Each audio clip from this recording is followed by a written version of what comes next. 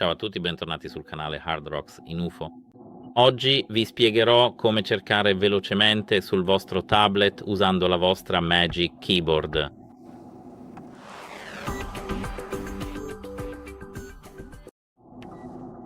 In realtà è molto semplice e non dovete fare nulla di complicato. Per prima cosa basta premere Command e Spazio.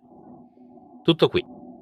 Ora possiamo semplicemente digitare, ad esempio, YouTube, aprire YouTube. Possiamo premere Command e Spazio, digitare ad esempio note, note, note e aprire note con il tasto Invio. Lo stesso vale per qualsiasi altra applicazione. Command, che è il tasto qui, e Spazio, che è questa grande barra spaziatrice qui. È tutto qui. Spero che vi sia utile e buona giornata. Arrivederci.